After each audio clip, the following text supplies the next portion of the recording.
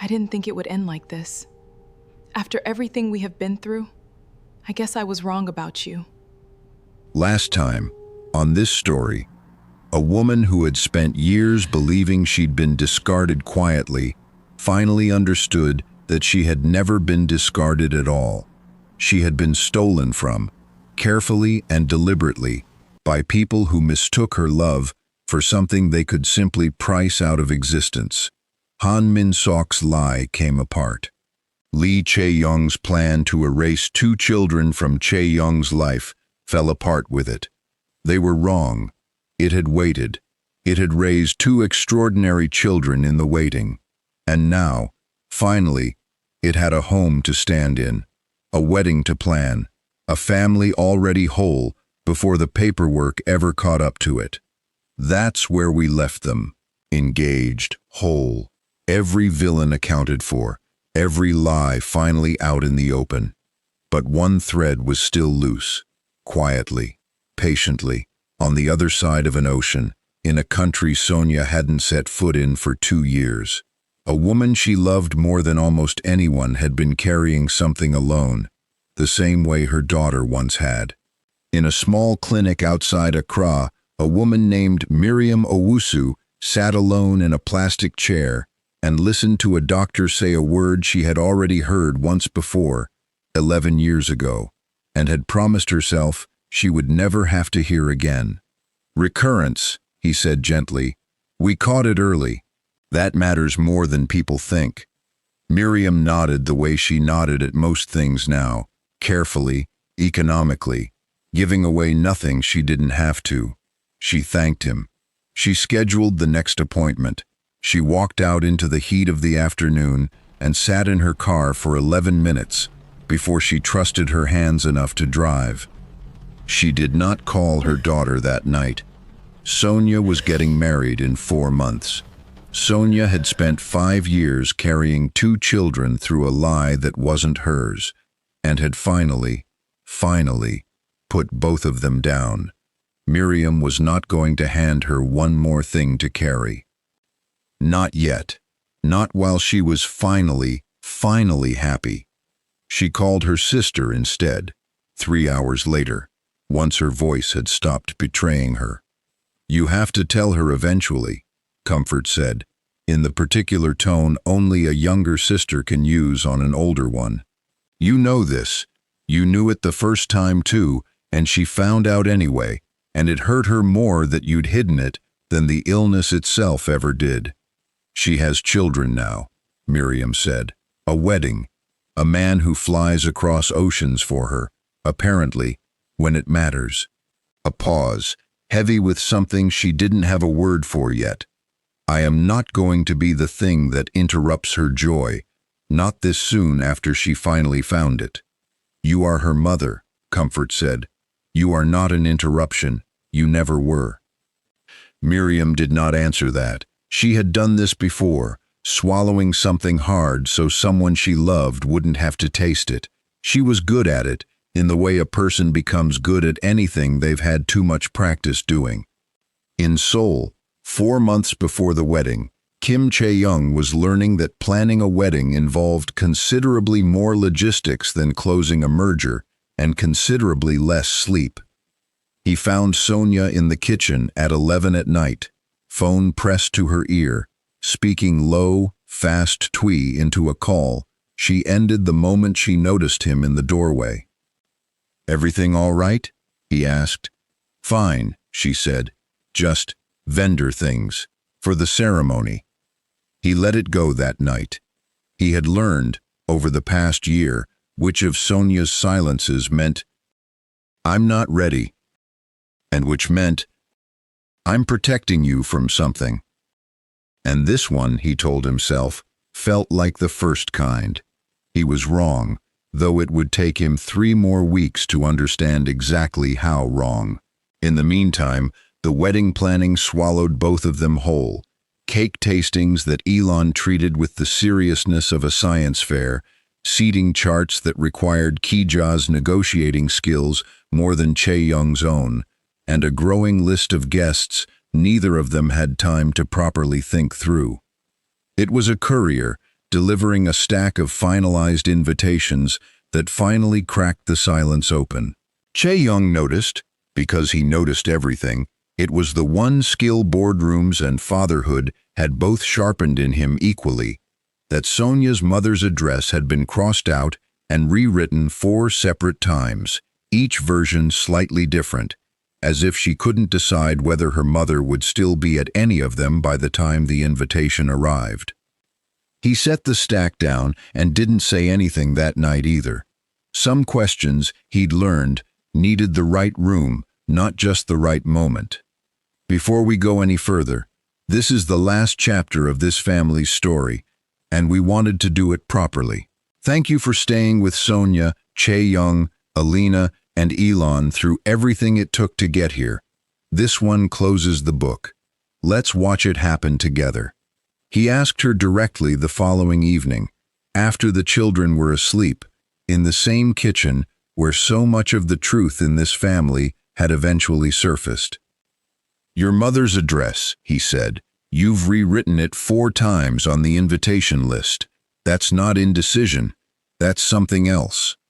Sonia's hands went still over the dish she was drying, a familiar tell by now, one he'd learned to read the way other men read stock charts. "We agreed," he said quietly, "that there wouldn't be any more doors in this house. We're too careful to open. I meant that. I still mean it."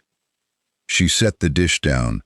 For a long moment, she said nothing, and he waited, because he had learned that too, that Sonia's silences were not empty, they were loading.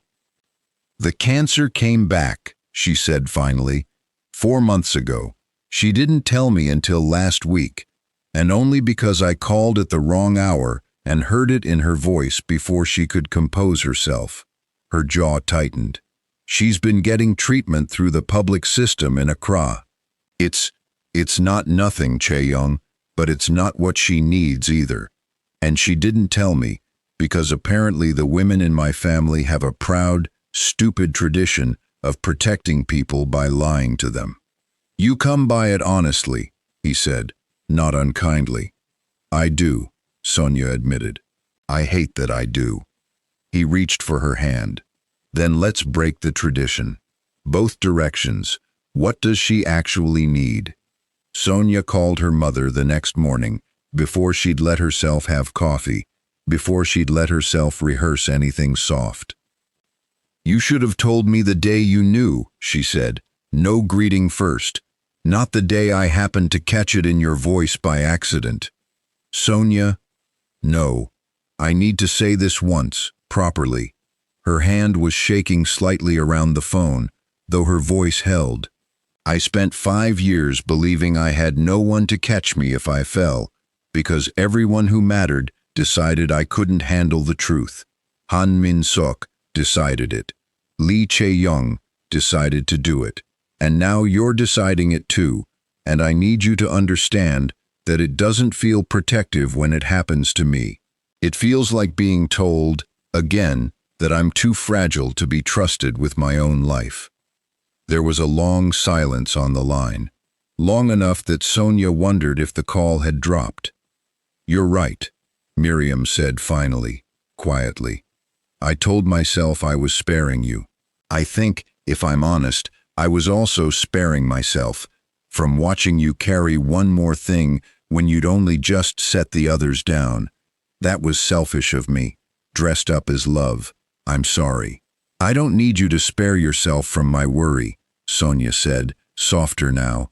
"I need you to let me actually be your daughter. Both directions. That's what I'm learning how to do too, apparently. A little late. Then I will let you," Miriam said. "Starting now. Ask me anything. Are you scared?" Another pause. This one different. Not evasive, just honest, gathering itself. "Yes," Miriam said. "Every day, a little, but less. Now that I'm not carrying it alone. There's relief in that too, if you can believe it." "I can," Sonia said. "I learned that lesson myself, not long ago, in a kitchen very far from yours." What Miriam Owusu needed, it turned out, was the kind of oncology unit that existed in exactly 4 hospitals on the African continent and roughly 40 worldwide. And Seoul happened to have one of the best of them, 40 minutes from the house where her daughter now lived. Before Miriam landed, there was the matter of telling the children, a conversation Sonia and Chae-young sat down to have together, at the kitchen table, on a Sunday afternoon when neither Elon nor Alina had anywhere else to be. "Your grandmother is sick," Sonia said, choosing the plainest words she had, because she had learned, across everything this family had survived, that children could carry the truth far better than they could carry a lie dressed up as comfort. Not sick like a cold, sick in a way that needs strong medicine, and doctors watching her closely. She's coming to Seoul, so the doctors here can help her. Elon's face did something complicated, working its way toward a question. Is she going to die? "We don't know," Chae-young said, before Sonia could soften it, because he had promised himself, in that hospital corridor 11 months earlier, that this family would never again build itself on comfortable half-truths. "The doctors think she has a good chance of getting better, but we don't know for certain, and I'm not going to tell you we do, because that wouldn't be honest, and this family doesn't do that anymore." Alina, who had gone very quiet, finally spoke. "Can I help take care of her when she's here?" "You can," Sonia said, "but Alina, this isn't a job for you to carry alone. That's not what I'm asking. I'm asking you to be her granddaughter. Let the adults carry the rest." Alina considered this with her usual gravity and, for once, didn't argue. "Okay," she said, "I can do that.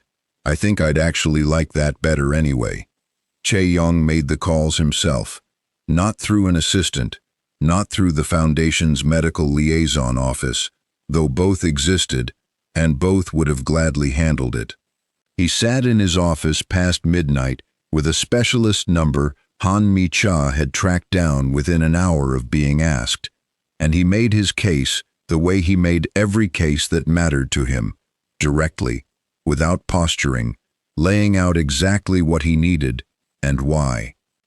"I understand the visa process for medical treatment normally takes 6 to 8 weeks, he said to the hospital's international coordinator the next morning. "I need it to take 6 to 8 days. Tell me what that costs, in money or in favors, and I'll provide it." It cost, in the end, several favors he'd been saving for something else, and a donation to the hospital's research wing large enough to make the board chair personally expedite the paperwork. He didn't tell Sonia the exact figure. It wasn't a secret. It simply wasn't the point. "You didn't have to do all of this," Sonia said, when he told her the treatment could begin within the month, and that Miriam, and, if she wanted, a companion to travel with her, would fly business class to Seoul the following week. "I know," he said. "I wanted to. There's a difference, and you taught me that difference yourself, about 6 months ago, in this exact kitchen." Sonia's eyes went bright, and this time she let them. Woo Jin, who had spent the better part of a decade anticipating his employer's next move before it fully formed, was not surprised when Chae-young asked him to personally oversee the travel arrangements rather than delegate them.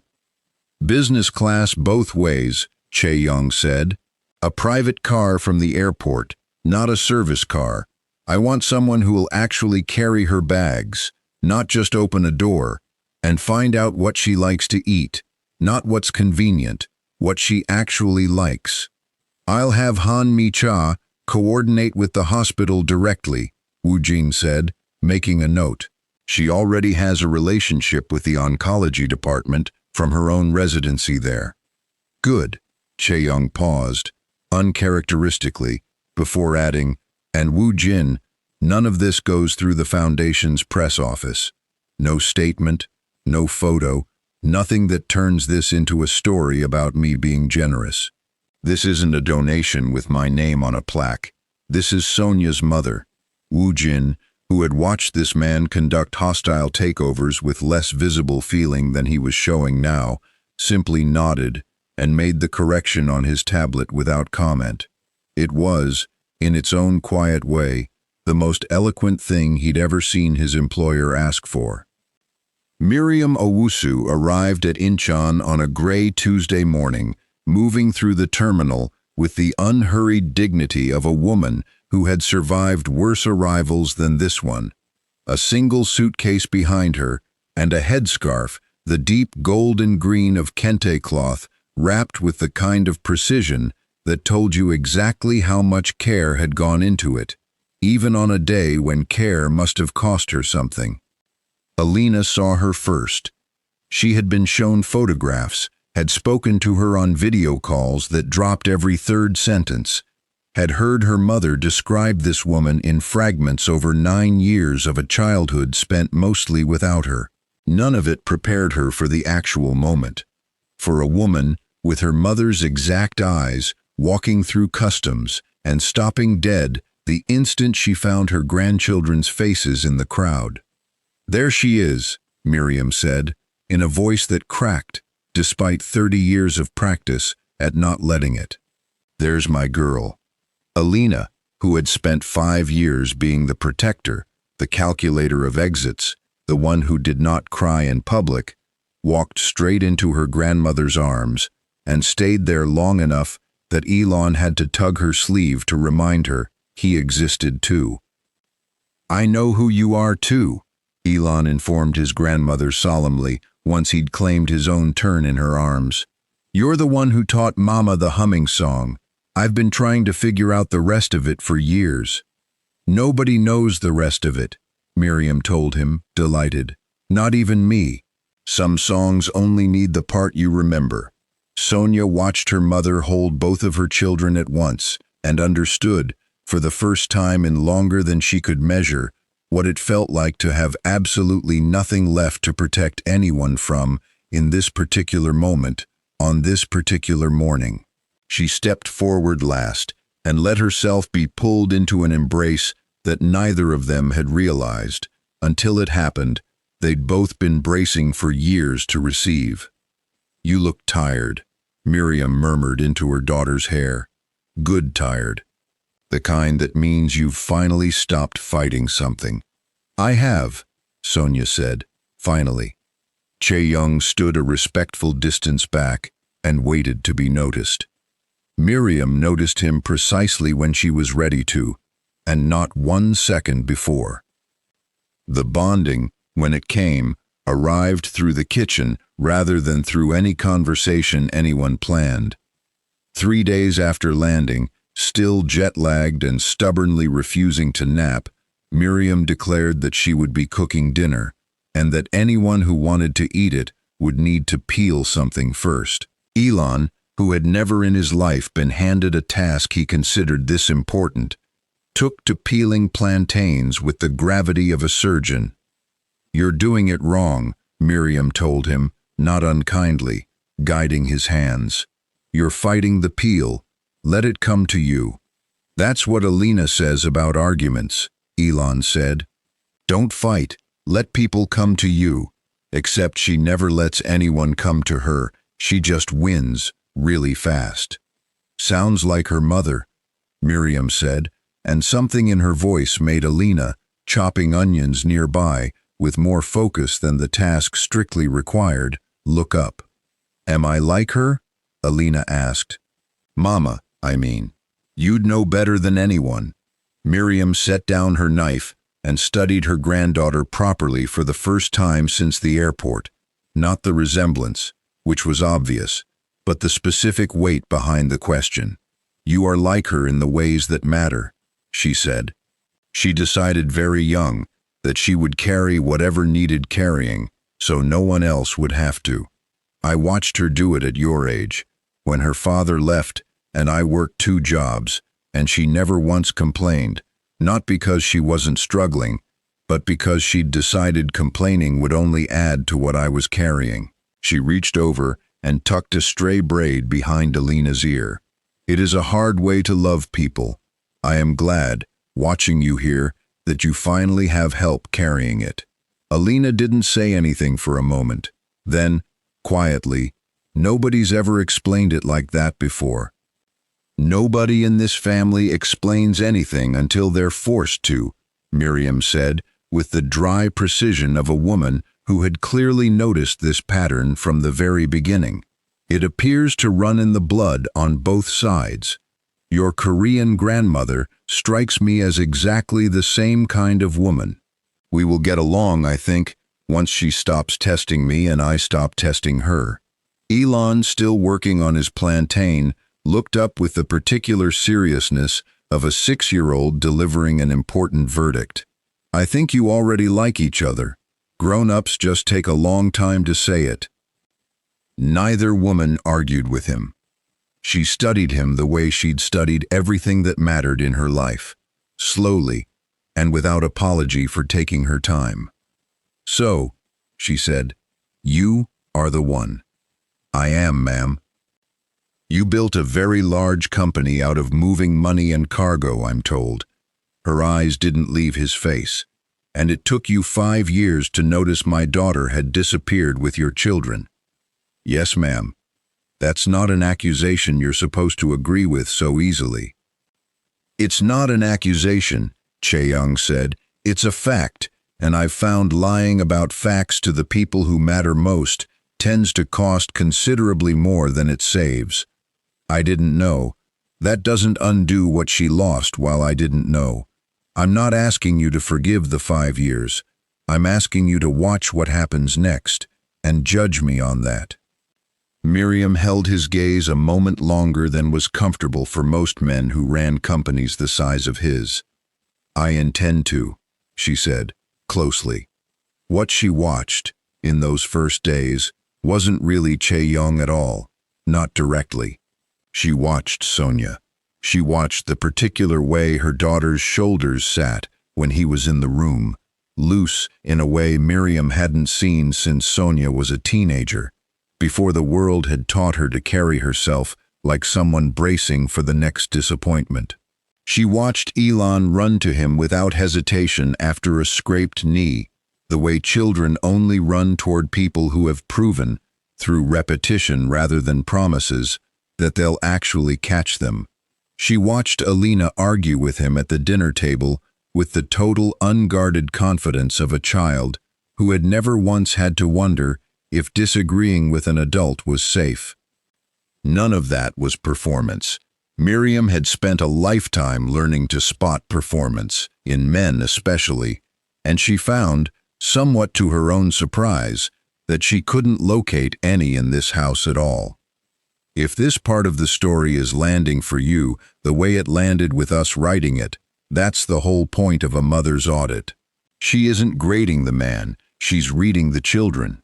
If this moment landed for you the way it landed for us writing it, you already know what a mother's approval is worth in a story like this one. Drop a comment and tell us whether you think she should make him work for it. She made him work for it. Over the following weeks, while chemotherapy infusions ran through veins in an oncology ward, with a view of the Han River, Miriam Owusu conducted what Chae-young privately began referring to, only to Sonia, as the audit. It started small. On her 3rd day in Seoul, still adjusting to the time change, she asked him without any preamble, what does she order when she's too tired to decide for herself? He didn't hesitate. Whatever's closest to soup. She says she doesn't have opinions when she's exhausted, but she always finishes the soup and leaves half of everything else.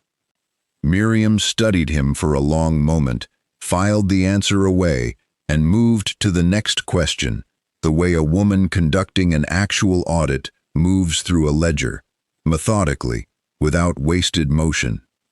Does she still hum when she's anxious, an old church song, off-key, without noticing she's doing it? The same 3 bars of it, Chae-young said. I've never heard the rest of the hymn. I don't think she knows the rest of it either. She doesn't, Miriam said, something almost like a smile threatening the corner of her mouth before she smoothed it away. Neither do I, If I'm honest, it's from a church we only attended for a single terrible year. I've always found it strange what a person's body decides to keep. The questions grew harder as the weeks went on, and the drugs in her system left her with less patience for softening them. "Why did it take a laboratory test?" she asked one afternoon, gray with fatigue, but sharp as ever behind the eyes, and not your own eyes, to recognize your daughter in a room full of strangers. Chae-young didn't flinch from it, though it cost him something to answer honestly. "Because I'd trained myself for years to distrust anything that felt that immediate. I built an entire life on the idea that instinct was a liability in a world full of people angling for something from me. I was wrong about that, and I paid for being wrong with 5 years I'll never get back. I'm not going to pretend the DNA panel was anything other than a poor substitute for what should have been obvious to me the moment I saw her. And the other woman," Miriam said, "the one who nearly married you. Why did you let someone like that get so close to your life in the first place?" "Because she was easy," Chae-young admitted, "convenient, an arrangement that asked nothing real of me, which felt safer than anything that did. I've since learned that safety and rightness aren't the same thing, no matter how similar they feel from the outside."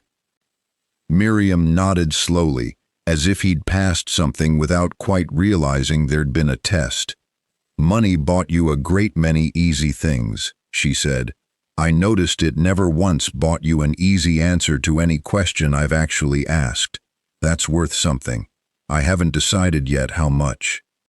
He answered every question she gave him honestly, including the ones that made him look worse rather than better, because he had learned, from Sonia, from Alina, from every hard conversation this family had survived, that the honest answer was always, eventually, the only one that held up. Hyun-woo, when Chae-young told him about the knocking ceremony and the kente cloth he'd be wearing to his own wedding, said very little at first, which was, for Hyun-woo, its own kind of statement. "You're certain this is what you want," he finally said. "Not what's expected of you, what you actually want."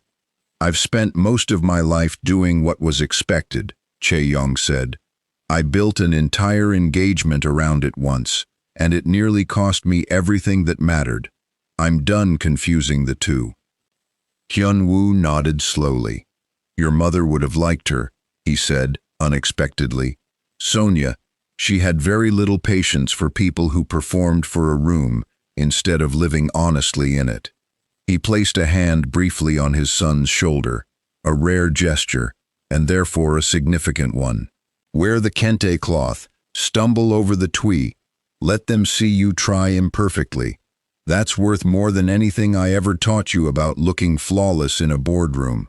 The turning point, when it came, wasn't dramatic. It was a Tuesday. Miriam would later find that fitting, given what else had happened on Tuesdays in this family's history. And it was 3 a.m, and Miriam's fever had spiked high enough that the ward called for the family. Sonia was 2 hours away at a wedding tasting she couldn't reschedule without losing the deposit, her phone on silent in a venue with famously poor reception. Chae-young was the one who picked up the hospital's call, and he was dressed and in the car before the nurse had finished the sentence. He didn't call an assistant.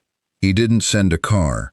He drove himself through empty streets at a speed that would have alarmed him on any other night, sat in a plastic chair identical to the one Miriam had been sitting in when this all started 4 months and 1 ocean away, and stayed there until the sky began to lighten, holding a cup of vending machine coffee he never drank, while doctors adjusted medications and Miriam drifted in and out of a thin, uneasy sleep. Twice, in the worst hour of it, she reached out without fully waking and gripped his sleeve the way another member of this family once had, in a ballroom, on a night that changed everything. He let her hold on both times and said nothing about it, and would never mention it to anyone but Sonia. Much later, as the moment he stopped thinking of Miriam as an obstacle to earn past, and started thinking of her as someone he would have sat in that chair for, regardless of whether she ever came around to him at all. She woke properly near dawn, fever-breaking, and found him still there. "You should be sleeping," she said, voice rough. "So should you," he said. "Apparently, neither of us is very good at that." She studied him in the gray hospital light. No cameras, no company, nothing to perform for. Just a tired man who had shown up in the middle of the night for a woman who'd spent weeks testing him and hadn't given him a single easy answer. "Elon has your stubbornness," she said finally. "I noticed it yesterday. He argued with me for 11 minutes about whether Pluto counts as a planet." "He'll argue that with anyone who'll listen," Chae-young said. "I've lost that argument at least 4 times myself." "Good," Miriam said. "A man should lose sometimes, keeps him honest." She closed her eyes again, but there was something looser in her face now, something that hadn't been there in the terminal 3 weeks earlier. "You can go home, Chae-young. I'll be here when the sun comes up either way." "I'd rather stay," he said, "if that's all right." "It's more than all right," she said, and for the first time since she'd landed in Seoul, she let herself sound like she meant it completely. Miriam told Sonia what she'd decided the following week, sitting in the garden of the house that would, within a month, belong to all of them. "I came here ready to find every reason not to like him," she admitted. "Rich men are easy to distrust, and I had 5 years of very good reasons already stacked up before I even landed. But money doesn't sit in a plastic chair at 3 in the morning for a woman who spent a month interrogating him. Money sends someone else to do that." She reached over and took her daughter's hand. "I give my blessing, Sonia, properly, the way it should have been given years ago, before any of this went wrong." Sonia, who had cried more in the last 4 months than in the 5 years before them combined, let herself cry once more and didn't apologize for it. "I have one more question," Miriam said, a small, knowing warmth creeping into her voice. "Does he know yet that a Ghanaian blessing means he's also agreeing to a rather long list of obligations toward my entire extended family, cousins included?" "I haven't told him," Sonia admitted, laughing through the last of her tears. "Good," Miriam said. "Let it be a surprise. A man who survives that with his sense of humor intact has truly earned his place." "There's something else," Miriam added, more seriously now. "If you'll have me involved, I would like this wedding to actually look like where you come from, not just where you're marrying." The wedding, when it finally arrived, did not choose between the two families. It held both, deliberately, on the same day, from sunrise to well past midnight. It began before dawn with Sonia sitting between her mother and Hyejin as 2 women who barely spoke the same language found a shared vocabulary anyway, in the specific work of preparing a bride, Miriam weaving small gold beads into braids the way her own mother had once done for her, Hyejin insisting on a particular jade pin that had been in the Kim family for 4 generations, neither woman willing to let the other's tradition go unrepresented on Sonia's head at the same time. "You are stubborn," Hyejin told Miriam, not unkindly, adjusting the jade pin for the 3rd time. "So is my daughter," Miriam said. "She had to learn it from someone." "Then we agree on one thing already," Hyejin said, and something passed between the 2 grandmothers that looked, for just a moment, like the beginning of an actual friendship neither of them had expected to want. The knocking ceremony took place at 9, in the garden, exactly as Ghanaian custom required, Chae-young and his family arriving formally at a closed gate with drinks and gifts, asking permission to be let in, asking Miriam, as tradition demanded, for her daughter's hand. He wore kente cloth over a traditional agbada that Miriam had helped select, dark blue and gold, and stumbled twice over the twee phrases he'd spent weeks practicing with a cultural consultant Miriam herself had personally vetted. Miriam let him stumble. She'd decided somewhere in that hospital room, weeks earlier, that a man willing to be imperfect in public, for her daughter's sake, had already earned the right to be imperfect in public. And there was something in watching a man who ran an empire fumble gracefully through unfamiliar words that told her more about his character than 100 perfect sentences ever could have. "Who comes to this gate?" Miriam asked, formally, as the ritual required, though her eyes were bright with something that wasn't quite solemnity. "A man who was taught, late in his life, what it cost to lose what he didn't know he had," Chae-young answered, in careful twee, then switched, at Miriam's small nod of permission, into English for the rest. "I'm asking you to let me in properly this time, not around your daughter, beside her, with your blessing, for the rest of however long you'll both have me." Miriam studied him one final time, the same long, unhurried study from the airport, months earlier, except now there was nothing left to test. "Enter," she said, and opened the gate herself.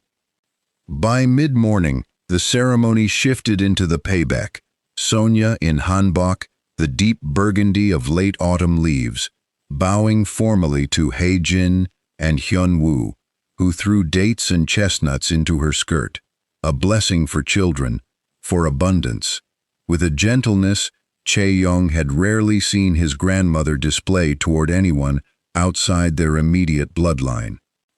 Hae-jin, watching Miriam watch her own daughter from across the room afterward, crossed the space between them without a word and simply took the other woman's hand. "We did not make this easy for them," Hae-jin said, "either of us. You, protecting her from your illness. Me, protecting my grandson from anything that looked like risk, for far too many years, until risk was the only thing that ever actually saved him." "No," Miriam agreed, "but they made it anyway. Ours did. Both of them, despite us." "Perhaps that is the lesson," Hae-jin said.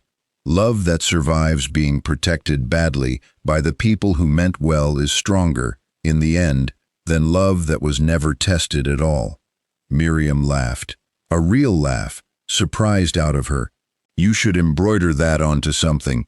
It's better than anything the officiant will say today." "I intend to," Hae-jin said, entirely serious, and Miriam decided, right there, that she liked this terrifying old woman very much. Elon, who had been given the solemn responsibility of ring-bearer and had taken it with the gravity of a much older man, announced to anyone within earshot that he considered this the most important astronomical event of the year, which made no scientific sense whatsoever and delighted every single person who heard it, including 3 separate wedding photographers who abandoned their assigned shots to capture him, saying it a second time for the camera. Alina stood beside her mother through both ceremonies, in a dress that had been designed, at her own insistence, after weeks of consultation with both grandmothers, to blend kente trim into the shape of a modern Korean silhouette, refusing every suggestion that she simply pick one tradition or the other. "Why would I choose?" she'd said, when a stylist gently suggested it might be simpler. "I'm not half of anything, I'm all of both." Nobody argued with her. Nobody ever really did when she said something like that. She watched the 2 women who had raised the 2 families she came from finally, actually, meet each other as equals, and felt something settle in her chest that she didn't have a word for yet, though she suspected, watching her father find it in his own face across the garden, that he might. "You're not protecting anyone right now," Chae-young murmured to her, at one point, catching the careful way she was still scanning the room out of old habit. "I know," Alina said. "I'm just watching. There's a difference now. She looked up at him. Everyone I love is in one room. I've never had that before. I just want to look at it for a while. Near 11, the music paused for the toasts, and Chae-young stood at the head of the long table with a glass in his hand, and, for the first time in years, no prepared remarks at all. I've given a great many speeches in my life, he said. Shareholder addresses, merger announcements, press statements written by people considerably better with words than I am. I didn't let anyone write this one for me. He looked at Sonia first, then let his eyes move down the table, to Alina, to Elon, to Miriam, to Hae-jin. For 5 years, I was a man who thought he understood loss. I'd built an entire identity around surviving it quietly, efficiently, the way I survived everything. I didn't understand the loss at all, not until a little girl grabbed my sleeve at a party and showed me exactly how much I'd actually lost, and exactly how long I'd wasted not looking for it. He paused, and for a moment, the whole garden went still around him. I am not going to stand here and tell you this family healed easily, because every person at this table knows that isn't true. Miriam flew across an ocean, carrying an illness she didn't want to burden anyone with, because that's apparently what the women in this family do. Carry things alone until someone finally convinces them they don't have to. Alina spent most of her childhood protecting a brother from dangers no 9-year-old should have had to calculate. Sonia built an entire life out of the wreckage of a lie 2 people told her, and never once let it turn her bitter, when bitter would have been so much easier. He looked at Sonia now and didn't look away. I don't deserve the family I'm standing in front of tonight. I know that. I intend to spend the rest of my life earning it anyway. One ordinary day at a time, starting with this one. He raised his glass. To the women in this family who carried too much alone, and the family that's finally learning to take some of the weight. Alina, unprompted, stood up beside him, before anyone could sit back down, glass of sparkling juice in hand, entirely uninvited, and entirely unbothered by that fact. I have something to add, she announced, with the total confidence of someone who had clearly been waiting for this exact opening. I was the one who started all of this, if we're being honest, so I think I'm allowed a toast too. A ripple of laughter moved through the garden. Chae-young, delighted, gestured for her to continue. I used to think being the protector meant doing it by myself, Alina said.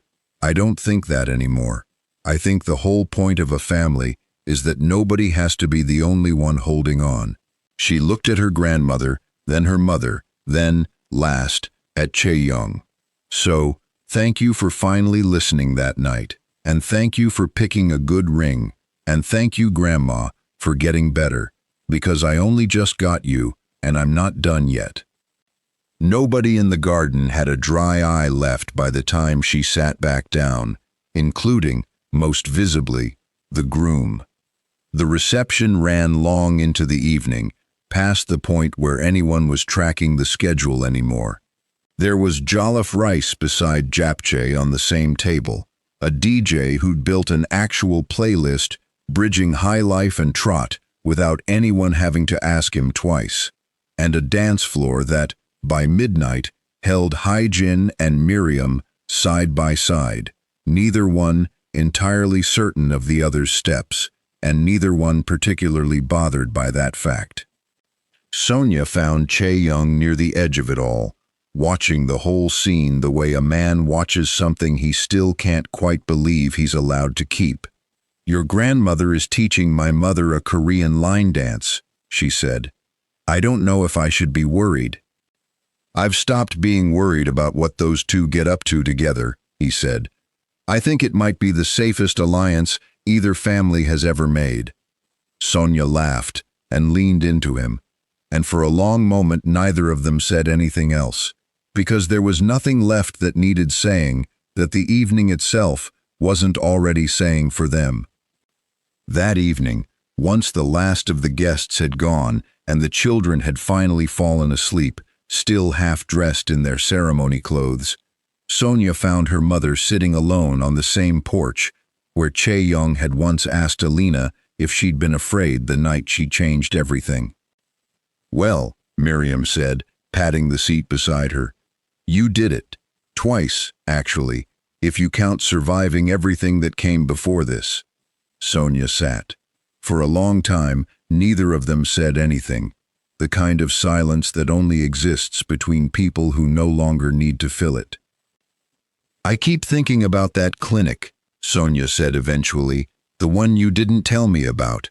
I keep picturing you sitting in your car alone for 11 minutes, and it makes me so angry I can barely breathe, and then it makes me so sad I don't know where to put either feeling." "I know," Miriam said. "I've had months to think about it too, in that hospital bed, with far too much time and too little to distract me. I think, if I'm honest, some of it was fear, dressed up as generosity. If I told you, it became real in a way I wasn't ready for. Keeping it from you let me pretend, a little longer, that it might just quietly go away on its own. Did it feel like that the first time too, 11 years ago?" "Exactly like that," Miriam said. "Except the first time, I had no one waiting for me on the other side of it. This time, I have all of this." She gestured, loosely, at the darkened garden, the string lights still glowing faintly over empty chairs. "It is a strange thing, to be given a reason to fight that terrifies you more than the illness does. The fear of losing it, I mean. Not the fear of dying, the fear of dying now, when there is finally something worth staying for." Sonia reached for her mother's hand. "I'm not finished with the treatment," Miriam said. "I want you to know that. This isn't a fairy tale ending where the sickness simply disappears because the wedding was beautiful. There's more of it ahead. Good days and difficult ones, probably for longer than either of us wants." "I know," Sonia said. "I'm not expecting a fairy tale.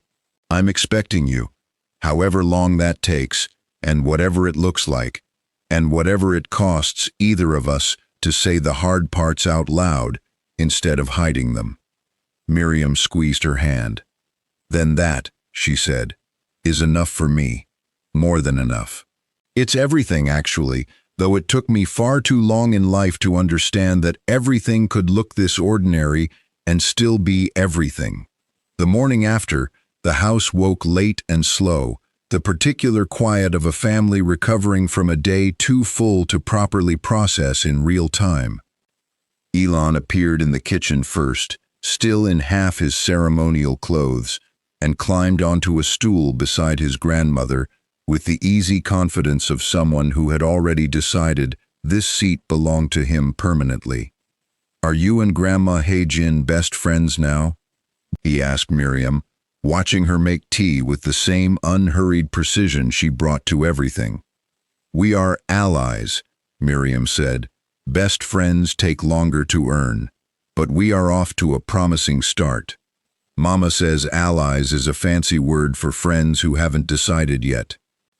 "Your mother is correct, as usual." Miriam poured him a small cup of tea, mostly milk, and slid it across the counter. She was always the smartest person in whatever room she was standing in. It took the rest of the world an embarrassingly long time to notice. Alina wandered in next, considerably less put together than the night before, and dropped into the seat across from her brother without a word. The specific silence of a 9-year-old who had stayed up far too late and regretted none of it. "Was it everything you wanted?" Miriam asked her. "The wedding." Alina considered the question with her usual seriousness before answering. "It was more than I knew how to want," she said. "I didn't know you were allowed to ask for this much. Nobody ever explained that a family could actually look like this. Now you know," Miriam said simply. "Ask for it every time. From now on. Don't apologize for it either." "Even from you?" Alina asked. "Now that you're staying?" "Especially from me," Miriam said. I intend to be asked for things by this family for a long time yet. The story made the papers, eventually, though not the way anything in this family's history had made the papers before. There was no scandal to chase, no fabricated crisis for a journalist to untangle. There was simply a photograph, released with the family's blessing, the only one they allowed, of Kim Chae-young in traditional kente cloth, laughing at something just out of frame, with a 9-year-old girl's hand resting easily on his shoulder. The financial press ran their usual analysis anyway, because the financial press cannot help itself. One columnist noted, with more warmth than the industry usually allowed itself, that Kim Chae-young's company had seen a stronger quarter than analysts predicted. Woo Jin brought Chae-young the article the following Monday, and Chae-young read exactly the first paragraph before setting it aside, uninterested, and returning to a stack of Elon's homework he'd promised to help with instead. Some victories, he had learned, weren't worth measuring in headlines. The ones that mattered happened at a kitchen table over homework, with no one watching at all. There is one more thing worth telling you, because a story like this one deserves to end exactly where it started, with the truth, spoken plainly, by the people who lived it. Miriam Owusu's treatment continued for the better part of a year after that wedding day. In the same hospital wing her son-in-law had once bullied open in 6 days instead of 8 weeks. She finished it in remission, this time with an entire family standing around her, instead of an empty clinic parking lot and 11 minutes alone in a car. She stayed in Seoul longer than anyone expected, officially recovering, unofficially teaching Elon to cook jollof rice with an exactness that rivaled his mother's moon charts, and losing at least 6 more arguments to him about the solar system, on purpose, every time. She and Hae-jin became, against every prediction either family had made, genuinely inseparable. 2 formidable women who had each spent a lifetime protecting their families through sheer force of will, finally allowed to simply enjoy the family they'd protected instead of standing permanent guard over it. Alina, who had spent most of her short life as the only person standing guard over the people she loved, finally had 2 grandmothers standing guard over her instead, and discovered, somewhat to her own surprise, that she liked being the one who got to be protected for a change. She still watched rooms. That never fully left her, and none of them expected it to. But she watched them now, the way a person notices good weather rather than braces for bad, a habit worn soft at the edges instead of sharp. Elon grew into exactly the kind of person his moon charts always promised he would. Relentlessly curious, cheerfully argumentative, and utterly convinced, well into his 7th year, that Pluto deserved better than it got. He never won that argument with his grandmother. He never stopped trying either, which Miriam privately considered the entire point. Sonia, who had spent 5 years believing herself abandoned, and 9 years before that, learning to carry hard things alone so the people she loved wouldn't have to, finally set the last of it down, not because the past disappeared, but because she'd built, at last, a present sturdy enough to hold both the grief and the joy without either one crowding out the other. And Kim Chae-young, a man who had once built an empire out of controlled distance, learned in the end that the thing he was proudest of wasn't the company, or the settlement, or even the wedding. It was a plastic chair in a hospital room at 3 in the morning, and a woman who had decided, watching him sit in it, that he was finally worth trusting with everything her daughter had left to give. He kept that lesson close for the rest of his life, in the way he ran his company, in the way he raised his children, in the small, unglamorous choice, made new every day, to show up before he was asked to. This is where we leave them, together, whole, and no longer waiting for anyone's permission to be happy. Thank you for staying with this family through all 3 parts. Every comment, every question, every piece of confusion you refuse to let slide is the reason this story got the ending it deserved instead of a rushed one. You made this better than it would have been without you, and that isn't something we say lightly. Some families are made by blood. This one was made by everyone who refused to give up on it. A daughter who never stopped protecting the people she loved. A father who finally learned to show up. 2 grandmothers who chose to become allies instead of rivals. And 2 children who never once had to calculate an exit again. That, in the end, was the only twist that mattered.